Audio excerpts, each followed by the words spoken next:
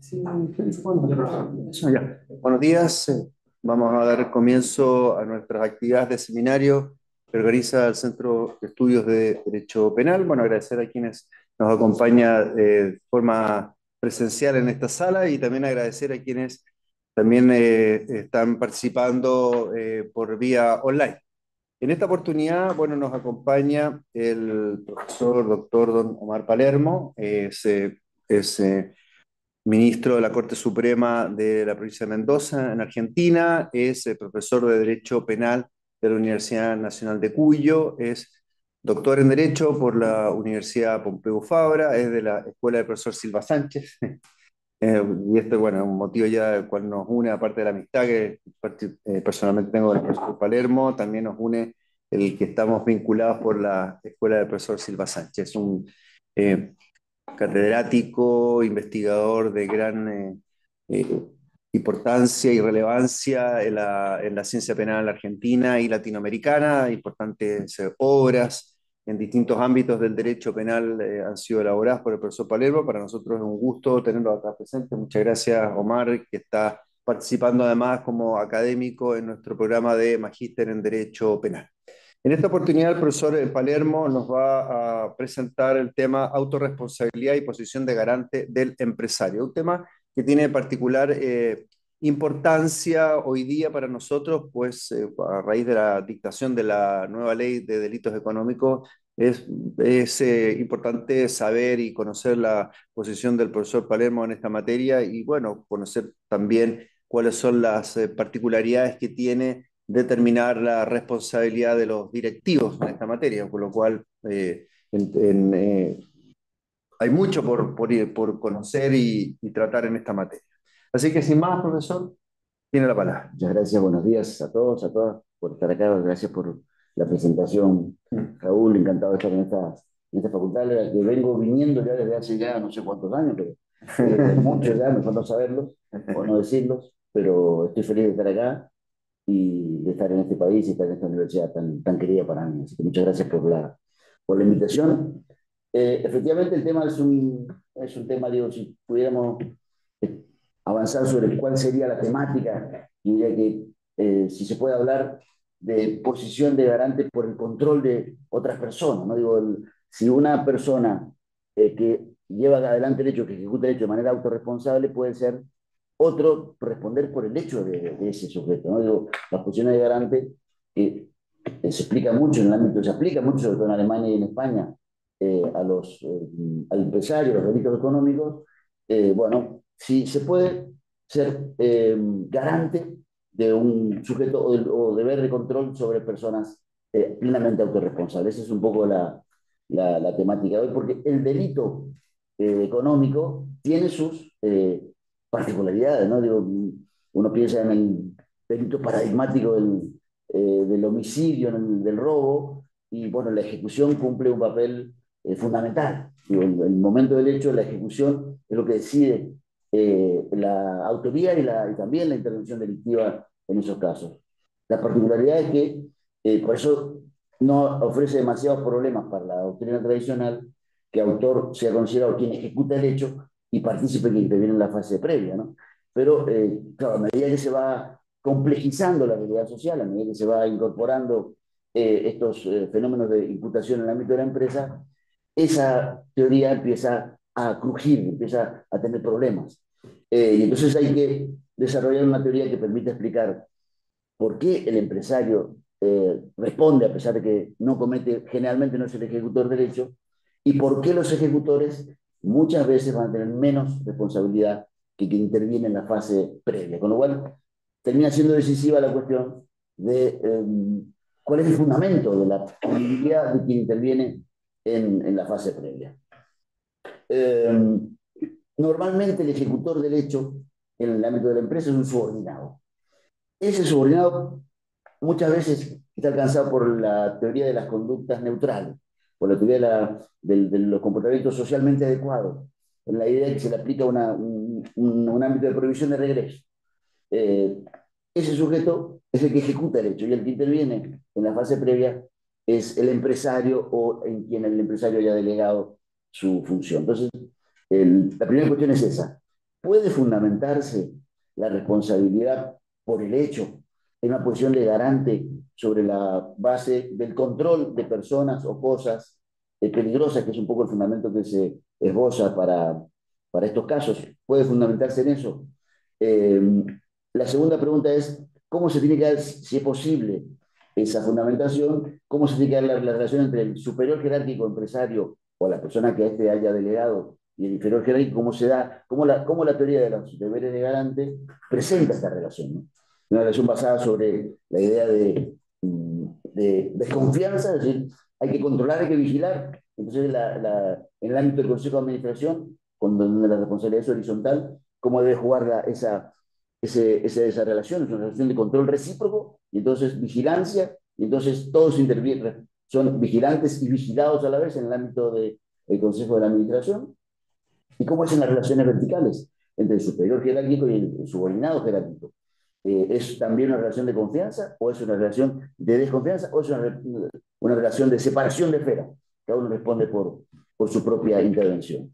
Eso es un poco lo primero que voy a mencionar. ¿Cómo presenta la autoría o la teoría de las posiciones de garante esta, este fenómeno de la imputación por la actuación de otro, que se da muy habitualmente en el ámbito de la empresa? O sea, la primera parte es una crítica a la teoría de las posiciones de garante y a las dificultades que tiene la posición de garante en el ámbito del derecho penal. La tesis sería, o hay autores unitarios o hay autoría y participación. Lo que no se puede hacer es garante de lo que otro hace autorresponsablemente. Si la segunda parte sería, bueno, autoría y participación, ¿desde qué lugar? ¿No? Porque en qué lugar vamos a hablar de autoría y participación. Si separamos autoría y participación cualitativamente, autor es el que ejecuta el hecho, participa el que interviene en la fase previa, bueno, posiblemente no vayamos a mejores resultados que los que obtiene la teoría de la posición de garante, ¿no? Entonces, voy a hacer una crítica a esa tesis, en particular a una tesis de un maestro argentino que es Marcelo Sanchinetti, que justamente defiende la idea de participación como injusto propio. Entonces voy a hacer en el libro homenaje que se le hizo a Sanchinetti en Alemania, yo hice una aportación sobre justamente lo propio y lo ajeno en la teoría de la participación criminal. Él dice que el delito del partícipe es un injusto propio, y entonces sobre esa base vamos a hacer una crítica a esa tesis. Y después la posición personal, cuál es la idea eh, sobre la que entiendo debe fundamentarse esta responsabilidad, que es sobre la base de una teoría de la accesoría cuantitativa, es la que a mí siempre me ha convencido. Así que un poco vamos con esa línea de trabajo, ¿no?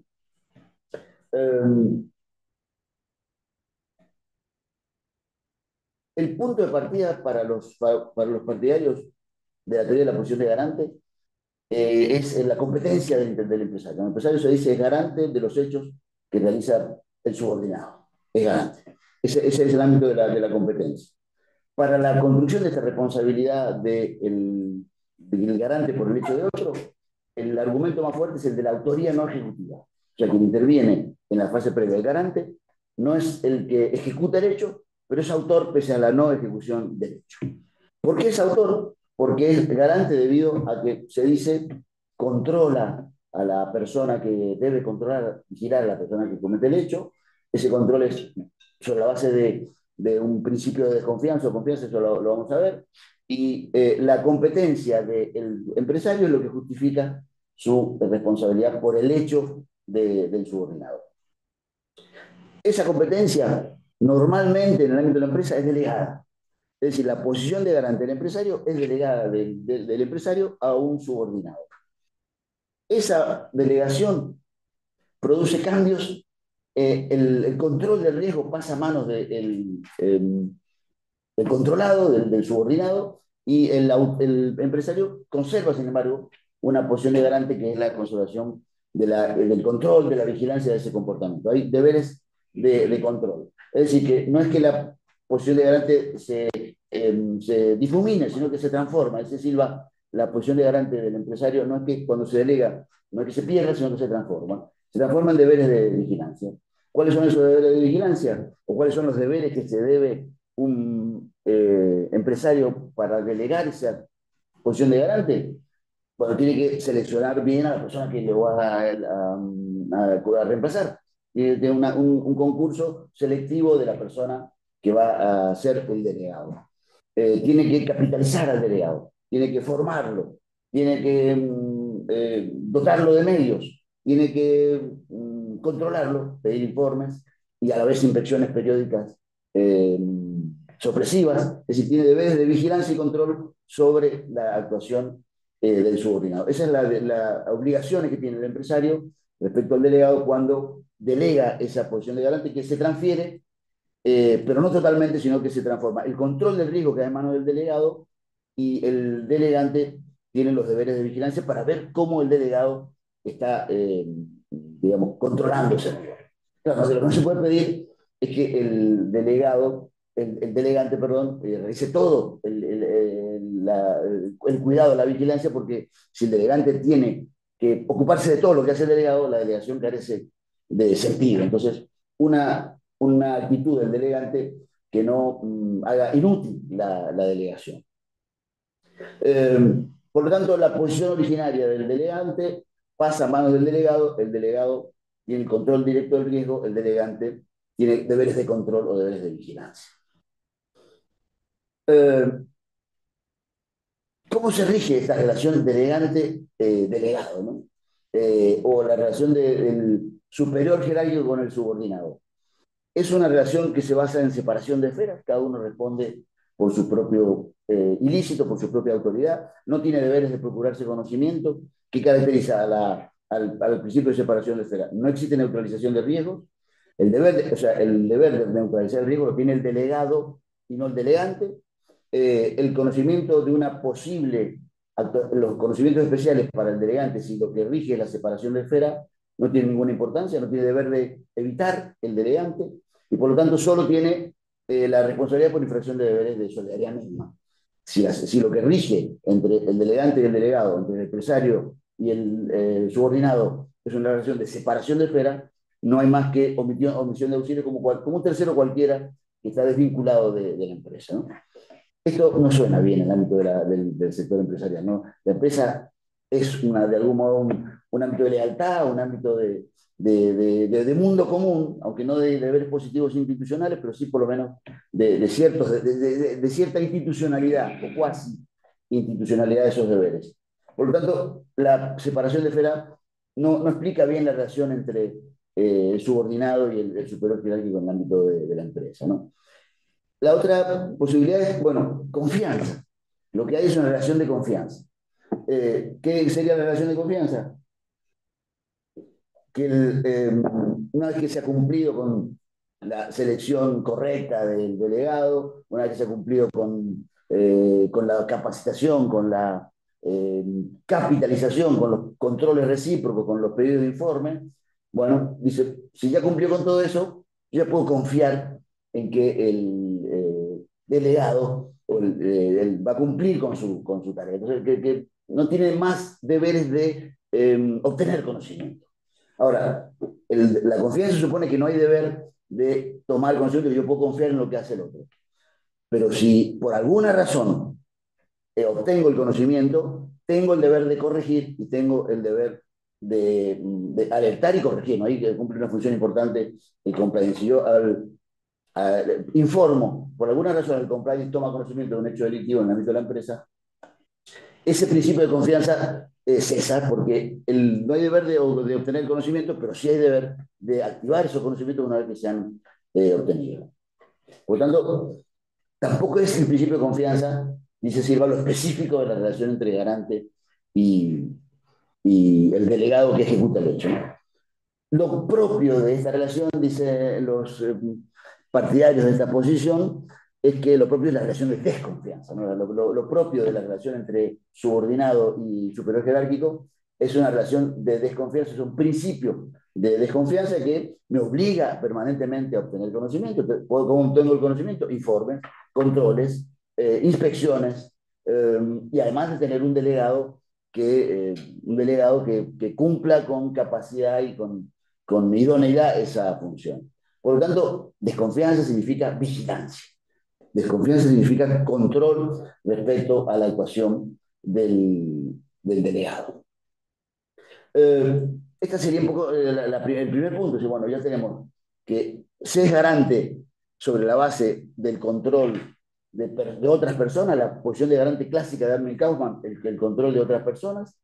Este control puede ser de personas o de cosas peligrosas. Algunos dicen, bueno, en la empresa lo que hay es una especie de riesgo, de una tendencia a utilizar la empresa como una forma de desorganización organizada, y entonces el, el, el hombre empresario, la persona empresaria tiene sesgos, dice Silva, de optimismo irracional, de que las cosas van a ir siempre bien. Entonces, bueno, ese peligro de la organización empresarial, más el peligro de un sujeto ávido y a la vez irracional en cuanto a veces a sus sesgos, y bueno, ese control de la persona o de la cosa peligrosa fundamenta esa posición, podría fundamentar esa posición de garante, ¿no? Eh, ¿Cuál es? Yo tengo la impresión de que esta tesis es objetable desde distintos puntos de vista, ¿no? Eh, en primer lugar, tiene una ventaja. Para mí, ¿cuál es la ventaja? Que me parece que por qué no hay que renunciar del todo a la teoría de las posiciones de garante, que establece ámbitos de competencia, ámbitos de deber. O sea, señala bien que le incumbe a cada uno de los intervinientes en un ámbito de la empresa que esa tarea la cumple bien la teoría de las posiciones de garante, porque dice, bueno, estos son el ámbito de deberes, los hace de deberes y derechos en el ámbito de reparto de responsabilidad en una empresa, está muy bien por la teoría de las posiciones de garante. Ese papel me parece que es un papel importante. O sea, creo que la teoría de las posiciones de garante es una teoría importante en ese sentido.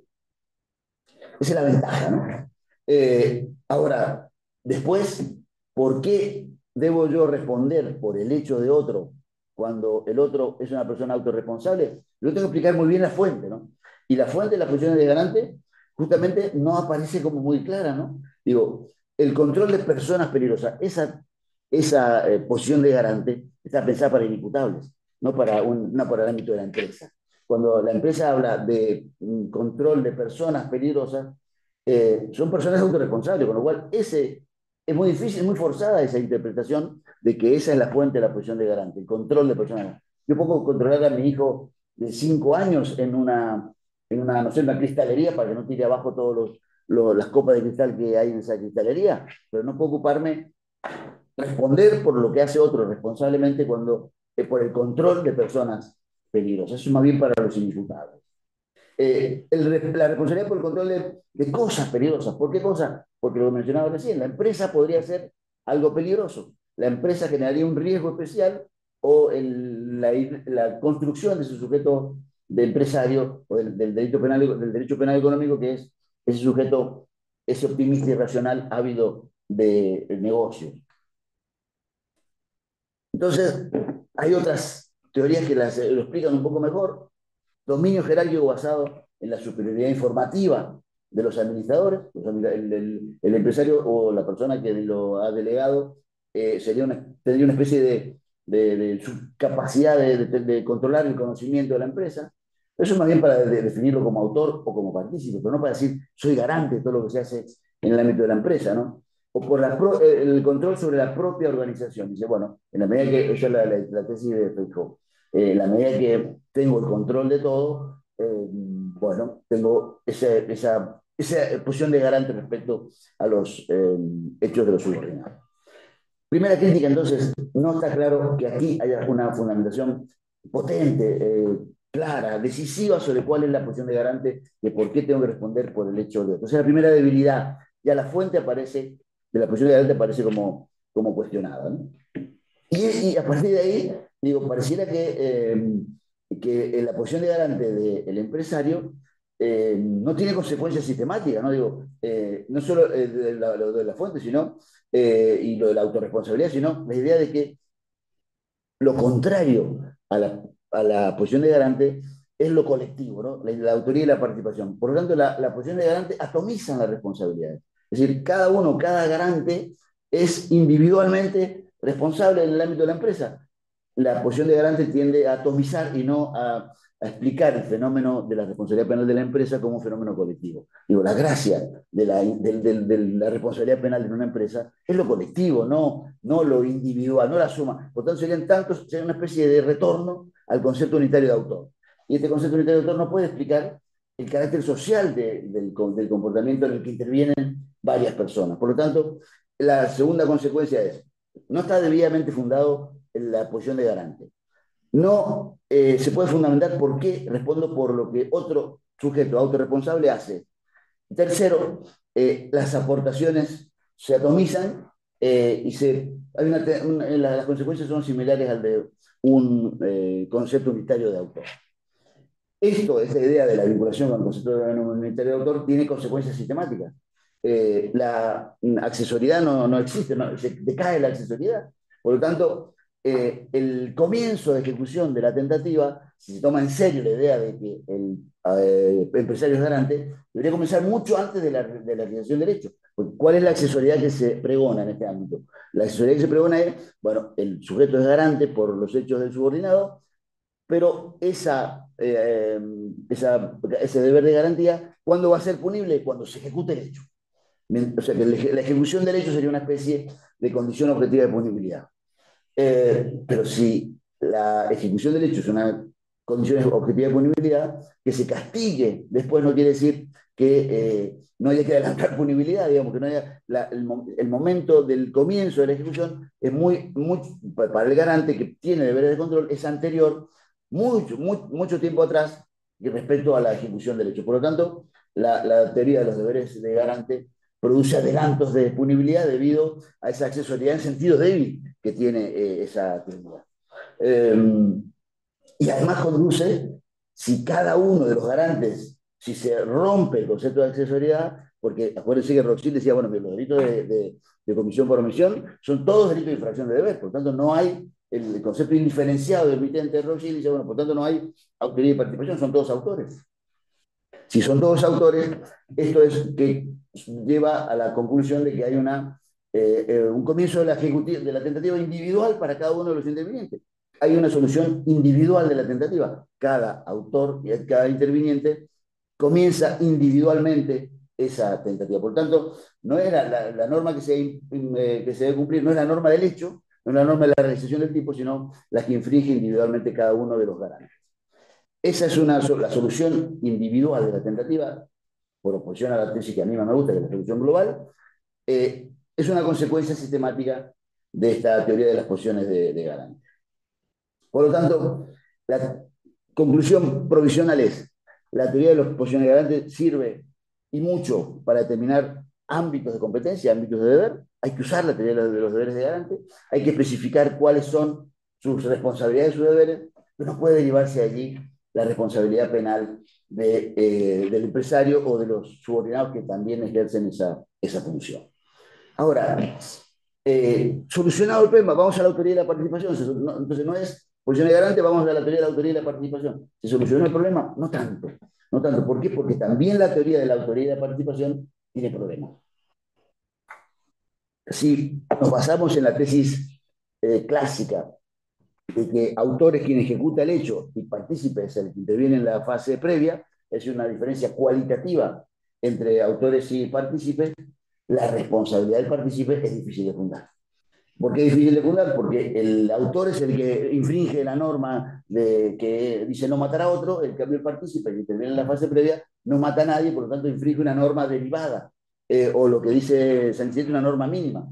Entonces, ¿cómo responde el partícipe? ¿Por qué responde el partícipe? Por el hecho de otro, por el injusto de otro. ¿Eso qué significa? Violar también el principio de autorresponsabilidad. Así que si la tesis es autor es quien ejecuta el hecho y partícipe quien interviene en la fase previa, también el partícipe es responsabilizado no por lo que hace un tercero, en este caso el autor que comete un injusto autorresponsablemente, se viola acá el principio de responsabilidad o de autorresponsabilidad. Es lo que la crítica que particularmente le formulé a Sanchinetti, pero Sanchinetti tiene una ventaja de la tesis de Sanchinetti. ¿Qué dice Sanchinetti? El partícipe comete un delito autónomo de participación. Cada interviniente comete un delito autónomo de participación. Es decir, la norma del partícipe no es la norma del autor. Es una norma que además de ley ferenda es una norma que debería castigarse autónomamente. La participación es un delito, es un injusto autónomo. Su tesis sería el injusto propio de participar en un hecho ajeno. Hay un injusto propio, una norma que se infringe individualmente por cada participante. Claro, ¿cuál es es una tesis muy potente y muy coherente que lleva a prescindir del principio de asesoría. No hay asesoría externa, no hace falta la ejecución del hecho, el partícipe responde por la intervención de su norma, incluso antes del hecho, y tampoco hay participación interna, porque no hace falta que haya tipicidad, antijusticia y culpabilidad. Basta, solo falta la responsabilidad del partícipe, el delito autónomo de participación. Eh, Esa tesis está muy bien, es muy coherente, es inaplicable, piensen ustedes, en el ámbito del derecho penal de la empresa, ¿no? Que cada interviniente realiza su propio ilícito, es la misma crítica que le formulé a la teoría de las posiciones garantes recién. Cada ilícito se comete individualmente, el Estado saliendo a la caza de las tentativas individuales, porque esta tesis también conduce a la teoría de la del injusto autónomo, ¿no? Digo, esta tesis en ese ámbito también debe ser abandonada. Es decir, ¿qué se garantiza? El principio de autorresponsabilidad en esta tesis. ¿Qué tiene bueno? El principio de responsabilidad, cada uno responde por lo que hace. Pero la gracia de la intervención delictiva es que no solo responde por lo que... Cuando yo robo con Raúl, cuando vengo participando de un asalto, él toma la billetera y yo uso el arma.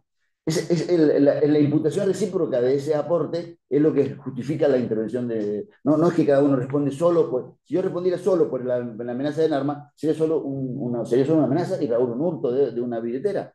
¿Por qué no, un hurto de una billetera y una amenaza de arma se transforman en un robo con armas? Es por el sentido de ser continuado ese comportamiento por el otro, el sentido de un sentido colectivo, un sentido de que los aportes se imputan recíprocamente. Entonces, si hay imputación recíproca, infligimos ambos la misma norma. Si no hay imputación recíproca, si cada uno responde por su propio ilícito, lo que se infringe es una norma individual y se pierde esa gracia de la intervención delictiva.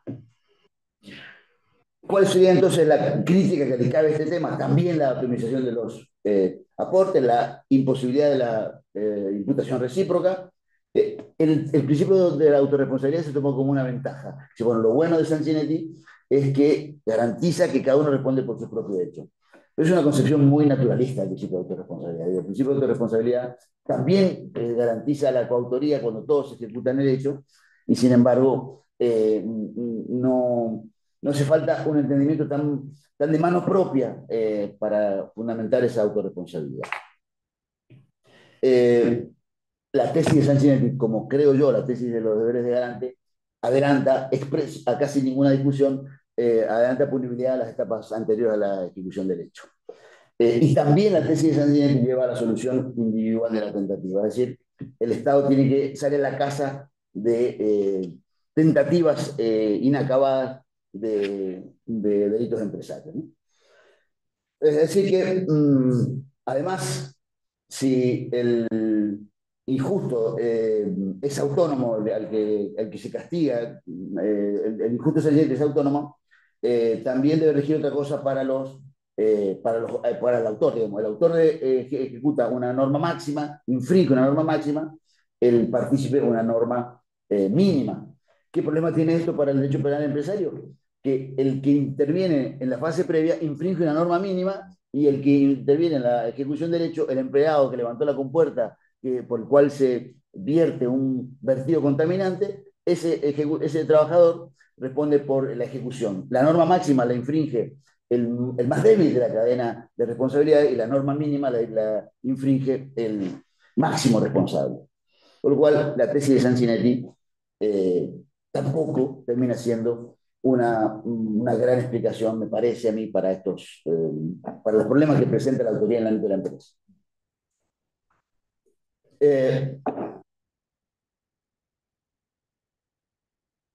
¿Cómo se fundamenta para mí esta responsabilidad por estos delitos? La alternativa es o autores unitarios, cada uno responde por su propio ilícito. Cuando no hay autoría y participación, hay autores unitarios. Entonces, cada uno responde por su hecho, no por el hecho de otro, sino por su hecho.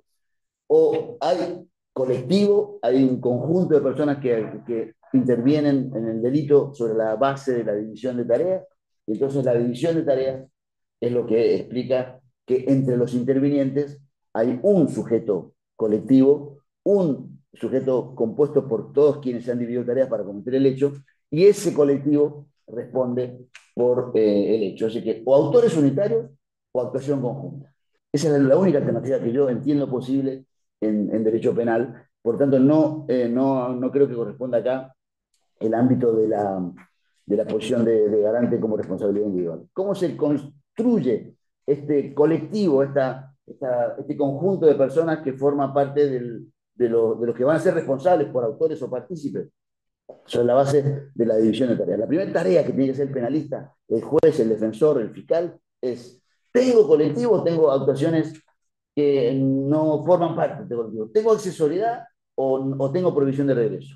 Si el aporte del interviniente es un aporte que no tiene sentido de ser continuado por otros, sino que solo tiene el sentido de prestar un aporte neutral, un aporte que simplemente es una prestación socialmente adecuada, bueno, habrá provisión de regreso. Por lo tanto, yo si actúo bajo el régimen de la provisión de regreso, mi comportamiento neutral no tiene sentido delictivo. Por lo tanto, es no accesorio. Lo único de distinción cualitativa que hay en la teoría de la autoría y la participación es provisión de regreso o accesoriedad.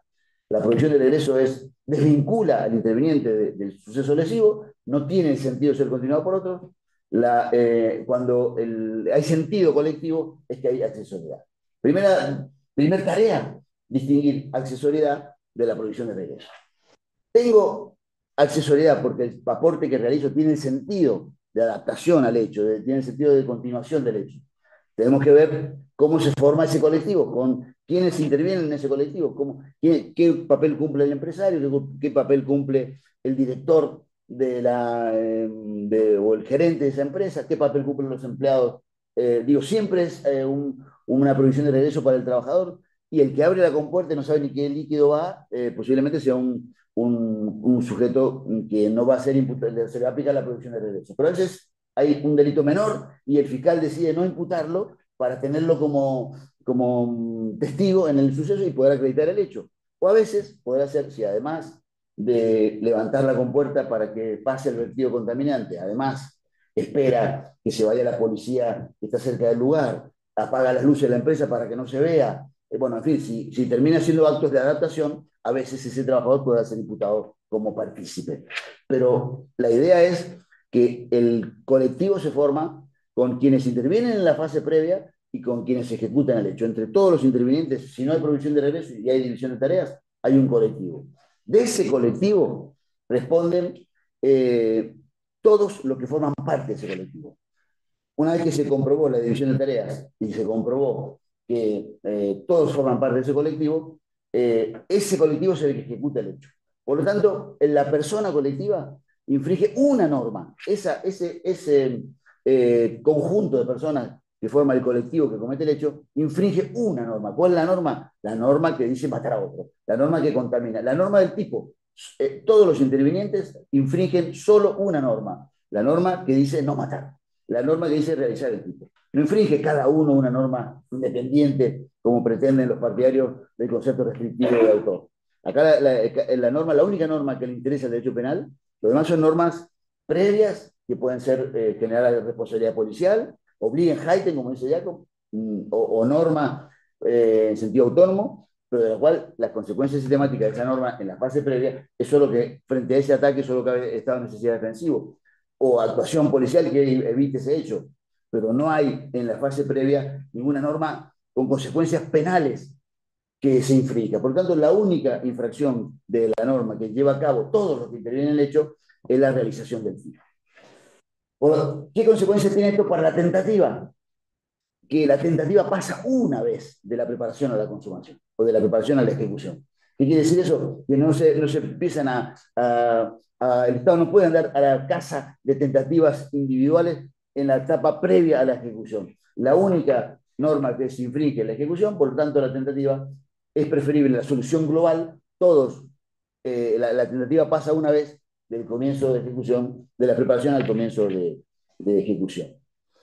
Y si el homicidio es uno, el que cometen todos los sujetos que intervienen, o el delito que se cometa, si la tentativa es una y no individual, bueno, ¿qué pasa con el resto de las consecuencias sistemáticas? ¿Qué pasa con quién es autor y quién es partícipe en esta tesis en la que todos son intervinientes y todos forman un colectivo que es responsable por el hecho?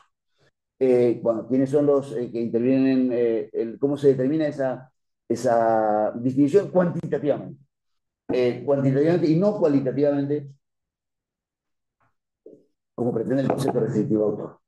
Cuantitativamente quiere decir que depende de la cantidad del aporte lo que va a decidir quién es autor y quién es partícipe. Normalmente la ejecución es el hecho, digo, no sé, yo siempre les cuento a mis alumnos ahora que estamos con el fútbol, digo, el gol de Julián Álvarez que en el partido con Croacia, ¿no? Julián Álvarez, una jugada de Messi bárbara por izquierda, y pasa uno, pasa otro, y llega al final de la raya y mete el pasecito y Julián Álvarez la mete. ¿No? Digo, ¿quién es? El gol es el hecho. El gol es el hecho. Todo el colectivo. Ese gol fue del colectivo. El gol es el hecho, es la ejecución. Pero ¿a quién salieron a abrazar todos? Al que había hecho, al señor del hecho. El ejecutor fue el ejecutor, pero el señor del hecho, el gran responsable de esa obra, fue el que actuó en la fase previa, que fue Messi. Bueno, esto, llevado al ámbito de la empresa, es el señor del hecho, normalmente, en un homicidio, normalmente la ejecución, el ejecutor, ese es el autor. Pero en los delitos en los que la fase previa es determinante, en organizaciones o en estructuras empresariales complejas, la clave es la intervención en la fase previa, como la de Messi en las obras buenas. En las obras malas, a veces, cuando hay estructuras organizacionales complejas, en la obra mala, el interviniente en la fase previa tiene más responsabilidad que el propio ejecutor, que es un trabajador que simplemente levantó una compuerta. Por lo tanto, en esos casos, autor será el que interviene en la fase previa y no el ejecutor. No hay prejuicio de cuál debe ser el título de imputación si en la ejecución o en la fase previa.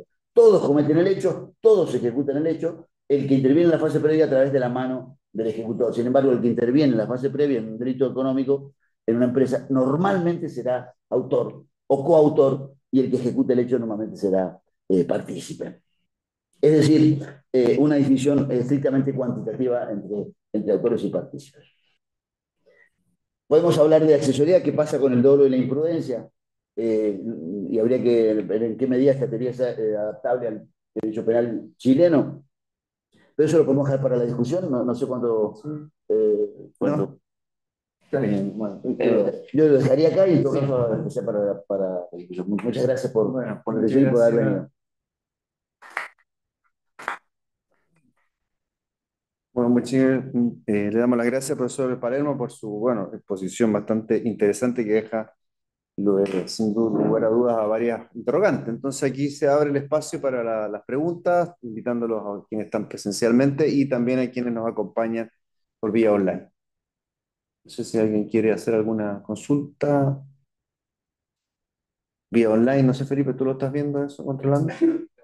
Osvaldo, por favor. Muchas gracias, profesor Omar, por la exposición.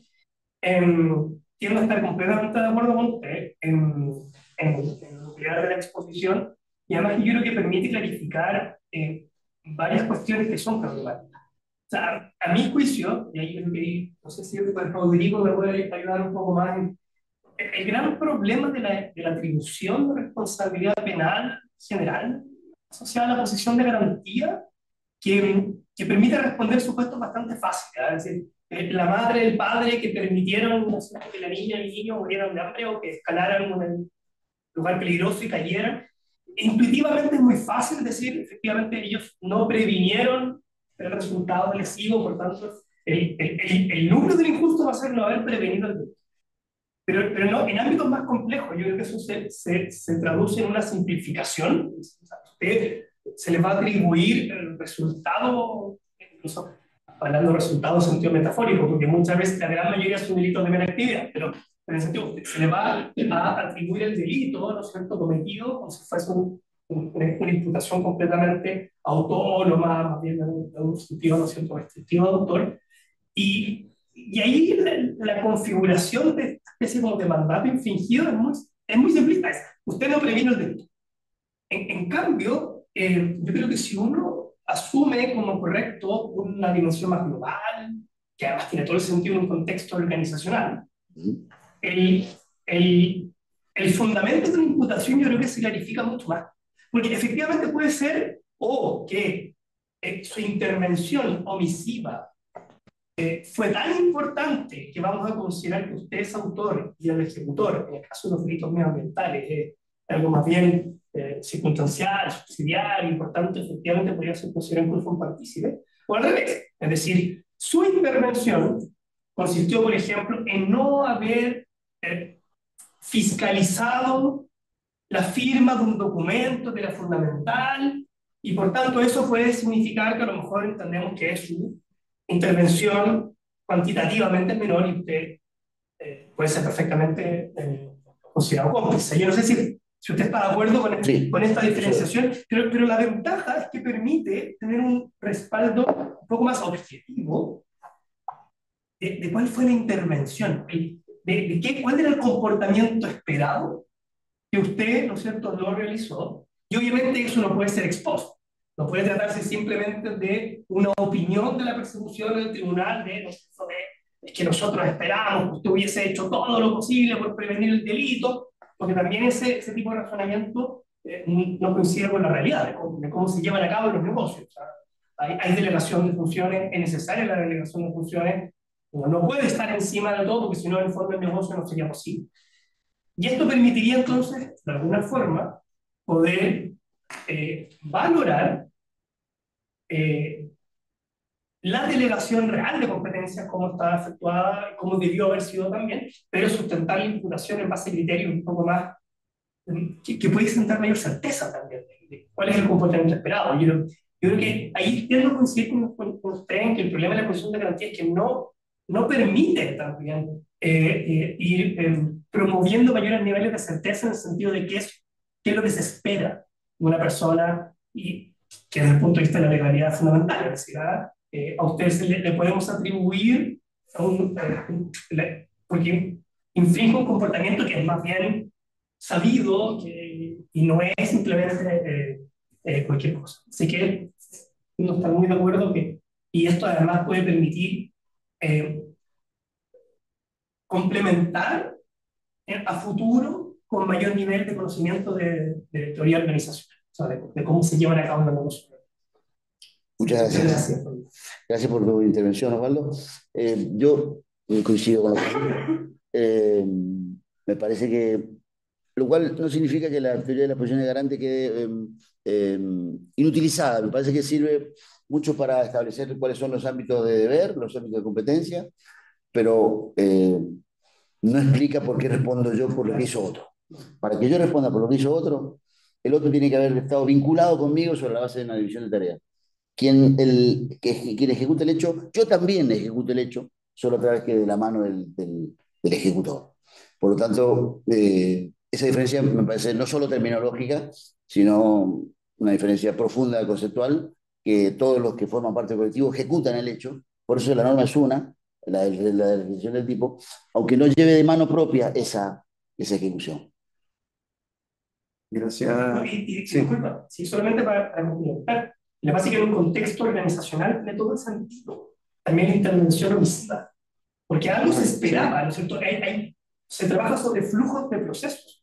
Los procesos son, por definición, diversas etapas que van, ¿no es cierto?, requiriendo diversas autorizaciones. Entonces, la intervención omisiva tiene todo el sentido en un contexto organizacional. Hay un problema de legitimidad respecto a la prevención por lo que no se hizo cuando se esperaba un comportamiento particular. Coincido. Gracias, Osvaldo. No sé, ¿alguien más quiere hacer alguna consulta? Ya, online. Es que bueno, sí, está. Sí, yo estoy pensando, por ejemplo, en estas actividades de alguna vez leyendo una sentencia de un tribunal de Milán, digamos, la ignorancia deliberada del presidente del directorio se le imputaba en esa oportunidad por no haber previsto estructuras de compliance al final del día. que sí habían sido previstas por otras empresas. Y claro, uno suele preguntarse si eso puede haber ahí una imputación civil, probablemente sí, y si puede haber una imputación penal finalmente, ¿cierto? Por no implantar el programa de cumplimiento. Un programa de compliance, no implantar un programa de compliance que está implantado en todos sus competidores, o en toda la industria. O sea que no, en los casos que por no implantarse, bueno, no conozco el ámbito de responsabilidad interna porque de algún modo no lo quiero conocer. Así es. Así es. Bueno, lo que decía Osvaldo recién, o hay una sola palabra, ignorancia deliberada, no parece el caso, ¿no? De el que no conoce porque no sabe que le llegaron los mensajes al mail porque no los abre, bueno, ese sujeto tiene desconocimiento irracional, no conoce porque no quiere conocer. Digo, me parece que la implantación de un sistema de compliance tiene que tener incidencias dogmáticas y en la pena del empresario, que creo que es una parte importante. Ahora, si hay una participación o una coautoría, habría que discutirlo, ¿no? Muy bonito el caso. También pensé una cosa que no la tengo escrita, pero porque es un poco punitivista esa idea que no me termina de convencer, es la siguiente. En el ámbito del Consejo de Administración de la empresa, responden, Silva dice, y Pacialupo decía en una sentencia del Tribunal Supremo, que los deberes son de vigilancia, ¿no? Hay vigilancia recíproca en el concepto de administración. Entonces, y a la vez abajo, en los trabajadores que ejecutan el hecho, tienen o comportamientos neutrales o no oportunidad por parte de la Fiscalía para no imputarlo. Y en el medio están la media y alta dirección, que no son los administradores, pero son los directores, los gerentes. Entonces, ¿cómo juega la omisión de, por ejemplo, un gerente que y obtiene el conocimiento de que un gerente de ventas está vendiendo un producto con características, diciendo que tiene características que el producto no tiene, ¿no? Inflando el producto y de algún modo engañando a la población. Es en ventas. Y el de producción, en otra gerencia, otro director se entera de ese fraude a la gente, ¿no? Y omite informar el gerente de otro ámbito. Pareciera que ahí el ámbito es un ámbito de omisión de auxilio, de deberes de solidaridad mínima que no generaría ninguna responsabilidad en el hecho. La pregunta es que me hago, si el sistema de responsabilidad penal interno de la empresa obliga a ese puesta de conocimiento para que la información circule, ¿no puede haber allí o un partícipe por omisión? ¿O es necesario, además de la omisión, algún gesto de adaptación que no sea simplemente el no denunciar el hecho, ¿no? Y esa me genera un poco de duda si eso sería posible, construir esa responsabilidad por un hecho mucho menos, por una complicidad que no tiene que ver con la autoría de los miembros del Consejo de Administración. Si es posible establecer ahí, o por lo menos un tipo de solidaridad intermedio, ¿no? Yo discutimos con un seminario con Ricardo Robles esto, Ricardo decía, esa construcción es imposible, decía, para mí. Pero también suena muy mal que el gerente que toma conocimiento de un hecho delictivo, de algo de hecho que no es el de su área, no, y responda por omisión de auxilio como si fuera un tercero ajeno a la empresa, ¿no? Digo, ahí habría que o construir una responsabilidad mayor en el ámbito de ley ferenda, o ver la posibilidad de responsabilizarlo por partícipe por omisión, cómplice por omisión, con una responsabilidad menor que la del autor, pero mayor que la del simple trabajador que levanta la compuerta. Es una reflexión bueno, lo comenté con Pablo cuando estuve trabajando en la Humboldt sobre este tema, y Pablo me dijo, mire, posiblemente las cosas vayan a ese ámbito, pero el derecho y los juristas tenemos el deber de restringir eso. Y me pareció una buena respuesta. Gracias, Omar. ¿Hay alguien? ¿Qué pasó? ¿No quieren discusión? Bueno, al final tú terminás con que dejaste para la discusión, si habían distinciones entre comportamientos imprudentes, comportamientos dolosos. Me interesó, algo habías mencionado a este respecto para poder Sí, quizás a mí responderte. me gusta sí, digamos, no estoy de acuerdo con el principio de accesoría limitada.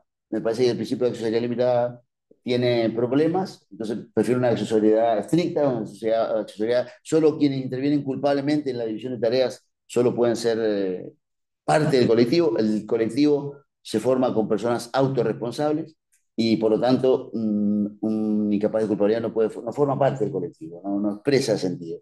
Accesoría estricta. Y cada uno responde por su propio dolo o imprudencia. Hay un colectivo, una división de tareas. Digo, este argumento se aplica mucho más en la empresa, ¿no? Digo, en la empresa, por ahí, los que cometen el hecho, o una organización, no sé, o en un estado terrorista, no se, ni saben quién comete el hecho, ¿no? Digo, no se conocen entre los intervinientes. No, en cambio, la teoría de la accesibilidad limitada parece que exigiera que fueran uno solo, el acuerdo común, carne y uña entre el ejecutor y el partícipe. No se conocen y no hablaron nunca, sin embargo, pueden ser intervinientes y cada uno responde por su propio dolo o imprudencia. Entonces, accesoría máxima o estricta, basada en la culpabilidad, en la que se puede responder por dolo o imprudencia según la intervención de cada uno de los. Y no hace falta que se conozcan entre sí, ni que hayan hablado de un acuerdo común para que se responda. Me parece que la división de tareas es suficiente para la imputación. Después, luego, cada uno responde por la culpabilidad de ese acuerdo, pero también por su dolo o imprudencia. Te pregunto una cosa que no tiene que ver con la empresa, pero es que pero está vinculado con el tema de autoría y participación y todo, porque veo una defensa, o por lo menos hay interés particular tuyo de construir un concepto unitario de autor o una particular, y siempre está esta consideración del concepto unitario de autor, el concepto restrictivo de autor, la diferencia que hay, por ejemplo, en el tratamiento que hay en el Código Penal italiano, que hay de concepto unitario de autor, Ciego también, ¿no? el austríaco también. Entonces, te quería preguntar, frente a este escenario global, y no vinculado, como digo, ya estamos hablando de otro tema, pero está relacionado. ¿A ti qué te parece? O sea, porque esta construcción del concepto unitario de autor, a mí particularmente, como lo trata el Código Penal italiano, me parece bastante interesante y de considerar. Entonces, me gustaría saber tu opinión en este sentido, como construcción del concepto de autor. Y esta distinción que tú hablabas, de aquí la consideración de la intervención, punto de vista cuantitativo, que tú argumentabas esta parte, que de alguna manera es lo que se refleja en el Código Penal italiano, la distinción que se hace de la intervención que tiene como determinar el quantum de pena que va a tener el sujeto en este caso. A mí, gracias Raúl por la pregunta. No, digamos, para mí la gracia de la autoría y la participación es totalmente lo contrario del concepto de autor. La gracia es el colectivo, ¿sí? El grupo de personas que comete el hecho. Una vez que es todo determinado colectivo, ya tengo determinado cuáles son todos los que intervienen puniblemente. Y después voy a hacer el trabajo de ver qué hizo cada uno, cuánto pesa el aporte de cada uno, que no necesariamente tiene que ser un peso de dominio del hecho. Jacob dice, el dominio forma parte del peso del aporte. No sé, a veces es la competencia más que el dominio, porque el dominio tiene el empleado, el dominio de la composición, sí, tiene el dominio, pero el dominio no decide que el peso de ese aporte. Por lo tanto, la respuesta es, primero el colectivo, quienes forman parte de todos los intervinientes que cometen el hecho, y después el trabajo individual de medir los aportes de cada hecho en ese colectivo. Por lo tanto, el trabajo individual sobre cada uno de los intervinientes es después de que se comprobó el colectivo para pesar cuánto cada uno. Por lo tanto, y ahí puede ser que el concepto, esto se parezca en algo al concepto unitario de autor. Pero me parece que antes que eso está la idea de un sujeto colectivo que forma parte, que es la persona que comete el hecho. O sea, hay una infracción colectiva del deber, por llamarlo de algún modo. Quiero llamar, bueno, ahora al público a ver si hay que hacer alguna consulta. Solo una pregunta más, pero quiero pensar que ya estudio la respuesta. A ver, me da la impresión de que efectivamente los casos de la práctica, que pueden ser más relevantes, donde puede haber más dudas, honestamente, y como a propósito del caso del uso cognitivo, tienen que ver directamente con comportamiento ignorante. O sea, me da la impresión de que cuando hay comportamiento doloso, sujetos se representa que están pagando sobornos, y son asesorías, son sobornos, no importa, no hay representación. Pero de alguna forma lo que ha pasado en el derecho penal económico en un sentido muy amplio es que muchos problemas, me da la impresión de que muchos problemas de imputación se han ido resolviendo abriendo la puerta a la influencia. Esto es evidente en los delitos medioambientales, donde se detectan serios problemas muchas veces de atribución dolosa, sea por error de equipo o porque, por distintas razones, bueno, pero no importa porque la respuesta está la hipótesis culposa.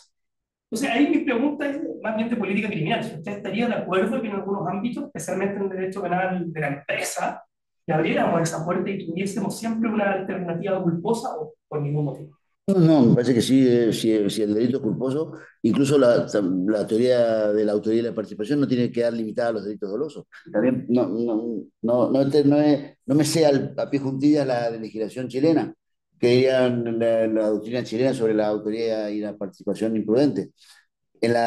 Como está redactado en el Código Penal argentino, yo creo que eso es posible. Sí, no, acá tiende a primar como el concepto unitario de los delitos culposos, pero mi pregunta es más bien de política criminal. Si usted estaría de acuerdo, por ejemplo, en la técnica legislativa, como por el fenómeno, del punto de decir, ya dejemos una hipótesis de imprudencia, Sí, sí. o más bien, no, la imprudencia, por ningún motivo, el derecho No, penal. no, no.